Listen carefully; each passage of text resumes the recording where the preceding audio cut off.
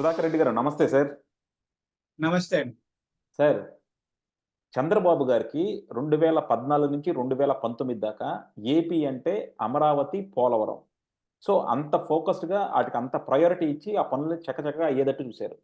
జగన్మోహన్ రెడ్డి గారొచ్చినాక ఆయన ప్రయారిటీస్ ఏమైనియంటే అమరావతిని నాశనం చేయటం, పోలవరంని ఆపేయటం ఆయన ప్రయారిటీ అయింది.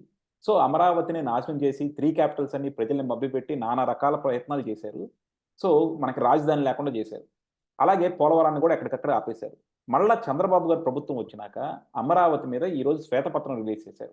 ఆ శ్వేతపత్రం రిలీజ్ చేస్తే ఆయన పాపం చాలా బాధపడ్డారు కూడా. అంటే మనమందరం కూడా బాధపడతా ఉన్నాం. ఎందుకంటే అమరావతి లాంటి క్యాపిటల్‌ని నాశనం చేసేసిన జగన్మోహన్ రెడ్డిని చూసి మనం ఇన్నాళ్ళు తిట్టుకుంటా ఉన్నాం. కానీ ఆయన చేసిన నష్టాన్ని, ఒక జాతికి చేసిన నష్టాన్ని చూస్తే మాత్రం నిజంగా గుండె తరుక్కుపోతుంది. సో, ఇప్పుడు అక్కడ ఇవాళ కూడా ఒకళ్ళు ప్రశ్నేశారు. రేపొద్దున ఈరోజు మళ్ళా మీరు అమరావతిని నిర్మిస్తున్నారు. మళ్ళా రేపొద్దునొచ్చి అమరావతిని ఎవరన్నా కదిలిచ్చేస్తే ఏం చేస్తారు అని. దానికి చంద్రబాబు గారి దగ్గర కూడా సమాధానం లేదు. ఆయన కూడా చెప్పారు. అది ఎవ్వరు చేయరు. ఎవరో జగన్ లాంటి తుగ్లకులొస్తే తప్ప అని. కానీ నేను ఒక రాయలసీమ వాసిగా మిమ్మల్ని అడుగుతున్నాను సార్. ఎందుకంటే ఇది పార్టీలకు అతీతంగా అమరావతి క్యాపిటల్‌గా ఉంటే మీకు బాగుంటుందా? లేకపోతే అమరావతి కాకుండా వేరేదేదైనా క్యాపిటల్‌గా ఉంటే మీరు బావుంటుందా? ఎందుకంటే ఒక్కసారి రాజకీయం చేయటం మొదలెట్టినాక ప్రతి ఒక్కళ్ళు దాని గురించి రాజకీయమే చేస్తా ఉంటారు. ఈరోజు ఏ క్యాపిటల్ గురించి ఎవరు మాట్లాడరు. కానీ అమరావతి గురించి మాత్రం ప్రతి ఒక్కళ్ళు గూడా వివిధ రకాలైన అభిప్రాయాలను వ్యక్తం చేయాలని చూస్తా ఉంటారు. రేపొద్దున మళ్ళా జగన్మోహన్ రెడ్డి గారి ప్రభుత్వం వచ్చిందే అనుకోండి. వస్తే మాత్రం కంపల్సరీ మళ్ళా ఆయన అమరావతిని నాశనం చేద్దామనే చూస్తాడు. సో, ఇలాంటప్పుడు అసలు రాష్ట్ర ప్రజలకు భరోసా ఎలా వస్తది సార్? అండ్ అలాగే అమరావతి రాజధానిగా మీరు అంటే రాయలసీమ వాసిగా మీ అభిప్రాయం ఏంటి దాని మీద? ఒక పార్టీని పక్కన పెట్టేసి మాట్లాడండి సార్. శ్రీకాంత్ గారు, అమరావతిని ఎవరు ఏమీ చేయలేరు అని నేను 4 ఏళ్ల క్రితం చెప్పాను. అమరావతిని కదిల్చే సత్తా, శక్తి జగన్ కాదు కదా, వాళ్ళ అబ్బ తరం కాదని ఎప్పటి నుంచో చెప్తాను. ఎందుకంటే రాజ్యాంగబద్ధంగా ఏర్పడిందండి. ఊరికేమీ ఆడేదో పెట్టలేదు. ఒక ప్రభుత్వం, అధికారంలో ఉన్న ప్రభుత్వం అక్కడ శంకుస్థాపన చేసి భవనాలన్నీ కట్టి అదే రాజధాని అని చెప్పిన తర్వాత ఆయనకు మార్చగలిగిన శక్తి లేదండి. మార్చగలిగి ఉంటే 5 ఏళ్ళు మార్చలేడా? ఇంక ఈ 5 ఏళ్లలో మొత్తం పరిపాలన అన్ని అక్కడే అవుతుంది. బాగా డెవలప్ అయిపోయిన తర్వాత ఎవరొచ్చినా అమరావతిని ఏమీ చేయలేము. ఒకవేళ రాష్ట్రం వేరే, ఈ రాష్ట్రం 2 రాష్ట్రాలైతే అమరావతి అక్కడ ఉండి ఇంకొక ప్రాంతానికి ఇంకొక రాజధాని కావచ్చేమో గాని, ఇప్పుడున్న ఆంధ్రప్రదేశ్ ఇలాగే ఉంటే అమరావతి చెక్కు చెదరదు. ఇంకా రెండో అంశం, మీరన్న రాయలసీమ వ్యక్తిగా నా అభిప్రాయం మీకు వాస్తవం చెప్తానండి. నాకు రాజకీయాల్లో నేను 99 వరకు కాంగ్రెస్ పార్టీలోన, అప్పుడు ఏదో వైఎస్ రాజశేఖర రెడ్డి గారితో విభేదం వచ్చి రాజకీయాలు వదిలేసి సైకాలజీ, కౌన్సిలింగ్, ట్రైనింగ్ వీటి వైపు వచ్చేసానండి. అంటే దాదాపు 20 ఏళ్ళు నేను రాజకీయాలు ఎప్పుడూ మాట్లాడలేదు. అసలు రాజకీయాలు పెద్ద పట్టించుకునేవాడిని కూడా కాదు. ఈ రాజధాని విషయంలో జగన్మోహన్ రెడ్డి గారు 3 రాజధానులు అన్నారు. ఇక్కడ ఉన్న అమరావతిని తరలించాలి విశాఖపట్నం అన్నప్పుడు నేను మొదటి వీడియో చేశానండి. ఇతను తుగ్లక్‌గా ఉన్నాడు, పనికి మాలిన వాడు, ఇది తప్పు, అమరావతిని తరలించడం మంచిది కాదు. నేను ఆ దూరాలు ఇవన్నీ కూడా చెప్పానండి. ఇప్పుడు అది మధ్యలో ఉంది. ఇక్కడ నుంచి మా కుప్పం వాళ్ళు లేదా చిత్తూరు వాళ్ళు పోవాలన్నా, మా తిరుపతి నుంచి కార్లు అయితే 6 గంటలు, బస్సు అయినా 7-8 గంటలు, మరి మంచి ట్రైన్ అయితే 4-5 గంటలు కూడా వెళ్తారు. లేదా ఒక కుప్పం, చిత్తూరు వాళ్ళు ఇంకొక గంట 2 గంటలు, ఎవరు ఎక్కడైనా 8, 9, 10 గంటల లోపల వెళ్తాం. అలాగే ఉత్తరాంధ్ర నుంచి ఆ లాస్ట్ లో ఎవరైనా వచ్చినా 10 గంటల్లో. అంటే అటువైపు అయినా ఇటువైపు అయినా, కర్నూలు అయినా, కడప అయినా, అనంతపురం అయినా, చిత్తూరు అయినా, శ్రీకాకుళం అయినా, విజయనగరం అయినా, ఏ ప్రాంతం నుంచి అయినా దాదాపు ఒకే డిస్టెన్స్ ఉంటుంది. మధ్యలో ఉంటుంది. అది అభివృద్ధి చెందితే మంచిది. 2 అక్కడ కృష్ణా నది నీళ్లున్నాయి. ఎప్పటికి కూడా అక్కడ నీటి సమస్య ఎప్పుడు రాదు. పెద్ద నగరాలు పెరిగినా నీళ్లు ముఖ్యం, నీటి సమస్య రాదు.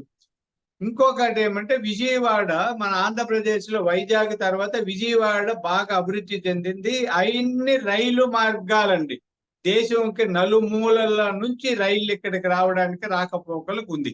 అంటే మౌలిక వసతులు ఉన్నాయి, రవాణా సౌకర్యాలు ఉన్నాయి, అభివృద్ధి చెందింది, నీళ్లుంది, అన్ని విధాల మధ్యలో ఉన్న ఈ ప్రాంతమే సూటబుల్ అని చెప్పాను. మీకు చెప్పాలండి, నేను అప్పుడు బాగా popular personality development trainer. Popular అని. నేను అప్పట్లో రోజుకు 25,000 తీసుకునేవాడిని. ఒక రోజు మాట్లాడాలంటే ఒక 25,000. ఆ దశలో ఇప్పుడు పేరు చెప్తే బాగుండదు కానీ ఒక పర్సనాలిటీ డెవలప్మెంట్ ట్రైనరు మన కడప, కర్నూలు జిల్లాలో మన రెడ్ల కాలేజీలు అన్నీ ఉన్నాయి. అక్కడ ఈ రాజధాని మీద ప్రత్యేకంగా మీటింగ్ జరుగుతున్నాయి. మీకు అన్ని వసతులు కల్పించి రోజుకు అవసరమైతే 50,000 డబ్బు ఇస్తాము. మీరు వచ్చి రోజుకు ఒక కాలేజీ 2 కాలేజీలో మాట్లాడండి మీ ఓపికను బట్టి అని అడిగారు. ఇది అందరూ కూడా వినేవాళ్ళు నోట్ చేసుకోవాలి. రోజుకి 2 చోట్ల చెప్తే 1,00,000 లేదా 50,000 అనుకోండి.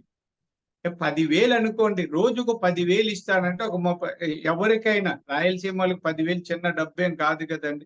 నేను ఆయనకి చెప్పాను 10 లక్షలు ఇచ్చినా కూడా నేను ఆదర్శాలకు వ్యతిరేకంగా మాట్లాడనండి, ఏమనుకోకండి, మీరు నాకు ఫ్రెండే అని. అయ్యా మన రెడ్డియా, ఏంది నువ్వు ఇలా మాట్లాడతావు, మన రెడ్లందరూ కూడా కాలేజీలు, నువ్వేమి రెడ్డి, నువ్వేం వ్యక్తిత్వ వికాస నిపుణుడిగా, ఆయన రెడ్డే. ఆ వ్యక్తిత్వ వికాస నిపుణుడు అని మనం పెట్టుకొని ఈ రెడ్డి, నాయుడు లేదా కమ్మ, బలిజ, కాపు మాట్లాడతామంటే అసలు నువ్వు ఆ పదం తీసేయనన్ను. అలా వచ్చానండి. అంటే నా వ్యక్తిగతంగాను రాయలసీమ ప్రాంతంలో కూడా ఎక్కువ మంది మేధావులకి అమరావతి ఉత్తమమైన రాజధాని, సౌకర్యవంతమైన అభిప్రాయం ఉందండి. మీకు నాకు ఇందాక చెప్పిన ఆ రెడ్డి, బాగా పేరున్న రెడ్డి, 3 ఏళ్ల తర్వాత అంటే ఆయన నేమ్ పిలుస్తారు చెప్తే ఆయనకే తెలుస్తుంది. కొంతమంది అయ్యా సుధాకర్ అయ్యా, బాగా చెప్పావయ్యా, నాకు 3 ఏళ్లకు ముందు వీడు కిరాతకుడయ్యా మనోడు రెడ్డి, భలే కిరాతకుడయ్యా, నువ్వు భలేవే మంచోడుయ్యా, బాగా తిరుగయ్యా సుధాకర్ అయ్యా, నువ్వు ఏందయ్యా అని. ఏంది సార్ అప్పుడే ప్లేట్ మార్చేశారా అంటే, లేదయ్యా నువ్వు చెప్తే మేము వినలేదు, ఇంత కిరాతక పాలన. నిజమండి. ఆయన నెల్లూరు రెడ్డి. రేపు వస్తున్నాడు. సరదాగా అంటే పేరు చెప్పకూడదని చెప్పలే, రేపు వస్తున్నాడు తిరుపతిలో ఏదో ట్రైనింగ్ ప్రోగ్రామ్, వచ్చి కలుస్తానన్నారు. వీలైతే కలుస్తా. ఇది ఎందుకు చెప్తానంటే అమరావతి రాయలసీమ ప్రాంతానికి కూడా సౌకర్యంగా ఉంటుంది, సౌలభ్యం ఉంది. ఈరోజు చూడండి, మేము ఉదయం వెళ్ళి చంద్రబాబు నాయుడు గారిని, లేదా సరే ఆయన జగన్ ముఖ్యమంత్రిగా ఉన్నప్పుడు కూడా కలవచ్చు, ఆయన ఎవరిని కలవడు కాబట్టి. ఇప్పుడు చంద్రబాబు నాయుడు గారిని ఉదయం అండి, మొన్న కూడా వెళ్ళాం, ఉదయం 6 బయలుదేరాం, 12 గంటల వెళ్ళిపోయి ఆ ప్రోగ్రామ్ చూసుకున్నాం. 4-5 మళ్ళీ రాత్రి 1 గంటకో 2 గంటలకు వచ్చేస్తాం. అంటే ఇంత సౌలభ్యం. అదే నేను విశాఖపట్నం పోవాలంటే ఈ రోజు తిరుమల ఎక్స్ప్రెస్ ఎక్కితే రేపు మధ్యాహ్నం 11కో ఎప్పుడో వెళ్తాం, లేట్ అయితే 12 కూడా. 3 రోజులు అవుతుందండి. ఒక రోజు చేసే పనిని 3 రోజులు చేయాలి అనుకోవడం సౌలభ్యమా? కాబట్టి చంద్రబాబు నాయుడు గారు రాయలసీమకి మాకండి చాలా మేలు చేసిన వ్యక్తిగానే భావిస్తాం, కీర్తిస్తాం. జగన్మోహన్ రెడ్డి ఒక వితండవాదండి. నాకు మా ఊర్లో ఒక అబ్బాయి ఉన్నాడు, అతను పేరు వద్దులే. ఇప్పుడు మీరు వచ్చి సుధాకర్ రెడ్డి మీ ఊరు కదా, చాలా గొప్పవాడండి, మంచి భలే మాట్లాడతాడు, వాడి మొక్కం, వాడికి ఏం తెలిసి చిన్నప్పుడు నిక్కర్ చిరిగిపోతే నేను ఎగేశాను, వాడికి ఏమీ తెలియదు, చీమిడి వచ్చేది అని అన్ని తిడతారు. మీరు వెళ్ళి మీ ఊర్లో ఆడు సుధాకర్ బట్టదా పనికి మాలినోడి ఏదో మాట్లాడు, నీకేం తెలిసి, వాళ్ళ నాన్న జమీందారు కుటుంబం వాళ్ళది, చాలా గొప్ప వ్యక్తి, వాడు పుట్టుక నుంచి తెలివైనోడు అంటారు. అంటే ఇట్లాంటి వాళ్ళు చాలా మంది వితండవాదులు ఉంటారు. మీరు పొగిడితే వాడు అద్భుతం. జగన్మోహన్ రెడ్డిలో అలాంటి వితండవాదం ఉంది అనేది నాకు అర్థమైంది. మనం ఏం చెప్పినా వినడు. ఇప్పుడు ఎల్వి సుబ్రహ్మణ్యం గారు చెప్పారు కదా మొన్న ఒక ఇంటర్వ్యూలో, ఈ ప్రజావేదిక కూల్చడం తప్పంటే, లేదు కూల్చాలి, అంతే 2-3 నిమిషాలు 5 నిమిషాలు మాట్లాడిసి పోతుంటాడు. అతను మొండి, వద్దు అంటే కద్దని చేసే మొండితనం. అది చిన్న పిల్లల్లో ఉంటాయి, పిల్ల చేతులు. దానికి తోడు ఈర్ష్య, ద్వేషం, కక్ష మనస్తత్వం ఎక్కువ ఉండే అతనికి, చాలా కక్ష. ఎందుకు కక్ష కడతారు తెలియదు పిచ్చోడు. మీకు అది మనం ఆయన కక్ష కట్టేది ఆడంతా కమ్మోల ఆస్తులు ఉన్నాయి అని కక్ష కట్టి. కమ్మోళ్ళే ఎందుకున్నారండి, ఆడ పొలాలు ఇచ్చిన వాళ్ళు ఎస్సీలే ఎక్కువ అందరికంటే, బీసీలు ఉన్నారు, రెడ్లు ఉన్నారు. అంతెందుకండి, ఇప్పుడు మనం అమరావతి నుంచి పశ్చిమ ప్రాంతం లేదా దక్షిణ ప్రాంతం అంతా, అక్కడ నుంచి ఇప్పుడు మనం కడప వైపు వెళ్ళినా, కర్నూలు వైపు వెళ్ళినా, ఒంగోలు వైపు వెళ్ళినా, లేదా గుంటూరులో నరసారావుపేట వైపు వెళ్ళినా రెడ్లే కదా ఎక్కువ ఉన్నారు. తూర్పు వైపు అట్లా కృష్ణా, గుంటూరు ఇటువైపు అయితే కమ్మాస్ ఉన్నారు. రెడ్లు అంటే కమ్మోళ్ళకి ఎంత సౌలభ్యమో రెడ్లకు కూడా అంతే సౌలభ్యం కదా. అంటే నేను అతను అనుకునే మూర్ఖుడు అనడానికి చెప్తున్నా. మూర్ఖుడు కాకపోతే మీకు ఆ అమరావతి నుంచి పశ్చిమ దిశ లేదా కొద్ది దక్షిణం వైపు మొత్తం అంతా రెడ్లే కదండి. అంటే మిగతా కులాలు కూడా ఎక్కడ డామినేటింగ్ కమ్యూనిటీ రెడ్లే కదా. రెడ్లకి ఎందుకు ఉపయోగం ఉండదు? రెడ్లకు భూములు లేవా?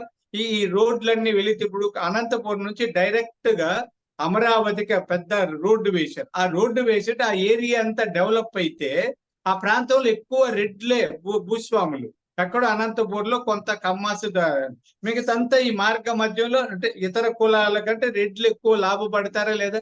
అంటే అతనికి అవైతే అంటే నేను అనేది రెడ్ల కోసం వేయమని కాదు. ఆ మాత్రం వివేకం విజ్ఞత ఉంటే అతను ఇలాంటి ఆలోచన చేయి మూర్ఖపు ఆలోచన చేసి విశాఖపట్నంలో ఏం చేస్తాడు ఇక్కడ సరే అక్కడ లేరు, అక్కడ కమ్మోళ్ళు ఉండరా, లేకపోతే ఇప్పుడు అక్కడంతా తంపింగ్ మెజారిటీ కాపులు ఉన్నారు, బీసీలు ఉన్నారు, వాళ్ళంతా తెలుగుదేశం వాళ్ళు కదా, వాళ్ళు లాభపడరా? పిచ్చోడు కాకపోతే ఈ పిచ్చి ఆలోచనలు ఏంటండి? ప్రతి చోట ప్రతి కులం ఉందండి, ప్రతి కులం ఉంటాడు. కులాల కోసము లేదా పార్టీల కోసము రాజధానులు పెట్టడం లేదా రాజధానులు కూల్చేయడం ఇవన్నీ కూడా మానసిక దుర్బలత్వం అండి. అంటే మనం మహాభారతంలో దుర్యోధనుడు, దుశ్శాసనుడు, కీచకుడు ఇలాంటి దుష్ట గుణాలన్నీ జగన్మోహన్ రెడ్డి గారిలో ఉన్నాయండి. అంటే అప్పుడు ముఖ్యమంత్రిగా ఇప్పుడు కూడా ఎందుకు విమర్శించాల్సి వస్తుంది అంటే అందరూ అంటాడు చచ్చిన పాముని ఇంకెందుకు చంపుతాను. ఆ పాము ఇంకా చావలేదండి, ఇంకా అది ఇంకా కూరల్లో విషం ఉంది. పూర్తిగా ఆ పాము పోయే వరకు వదిలిపెట్టేది లేదు. జగన్మోహన్ రెడ్డి ఎన్ని కిరాతకాలు చేసినా ఏం చేసినా అమరావతిని ఇంకా ఇంచు కూడా కదల్చలేరు. అద్భుతంగా అమరావతిని అభివృద్ధి చేసి చంద్రబాబు వదులుతారు. ఈ రోజు దాని మీద శ్వేతపత్రం కూడా సమర్పించారు. మొత్తం దాని వివరాలన్నీ తీసి ప్రజలకు తెలియజేశారు. అద్భుతమైన రాజధాని నగరం మనం అతి త్వరలో చూడబోతున్నాం. డెఫినెట్‌గా సార్. ఎందుకంటే ఆంధ్రుల కల అన్నమాట. ఎందుకంటే మనకి ఇన్నాళ్ళు హైదరాబాద్ ఉంది. హైదరాబాద్ కూడా కామన్ క్యాపిటల్‌గా మనకి ఈ ఇయర్‌లతో ఎళ్ళిపోయింది. సో, డెఫినెట్‌గా మనకి అమరావతి ఒక అద్భుతమైన రాజధాని కట్టుకోవాలని చెప్పి ప్రతి ఆంధ్రుడు ఎదురు చూస్తా ఉన్నాడు. దానికి వైఎస్ఆర్‌సీపీ వాళ్ళు జగన్మోహన్ రెడ్డి ఎన్ని కుట్రలు చేసినా సరే నిజంగా ప్రజలు ఈసారి మాత్రం వాళ్ళకి బుద్ధి చెప్పి, లేదు మాకు అమరావతే కావాలని చెప్పి ముక్కముడిగా మాట్లాడారు. వైజాగ్‌లో వాళ్ళకొచ్చిన తెలుగుదేశం వాళ్ళకొచ్చిన మెజారిటీ చూస్తే తెలిసిపోతుంది. ఒక్కొక్కళ్ళకి 90,000 రికార్డ్ మెజారిటీలు వైజాగ్‌లో వచ్చినాయి. సో, వైజాగ్ క్యాపిటల్ అన్నా సరే జగన్మోహన్ రెడ్డిని ఈడ్చిపెట్టి కొట్టారు. సో, డెఫినెట్‌గా ప్రజలు రాయలసీమ వాళ్ళు కావచ్చు, ఉత్తరాంధ్ర వాళ్ళు కావచ్చు, మనకి కోస్తా వాళ్ళు కావచ్చు, ఎవరైనా సరే అమరావతి రాజధానిగా కావాలని మాత్రం అనుకుంటున్నారు. అది జగన్మోహన్ రెడ్డి గారు ఇప్పటికన్నా గుర్తిస్తారని ఆశిద్దాం సార్. థాంక్ యూ అండి. Thank you very much.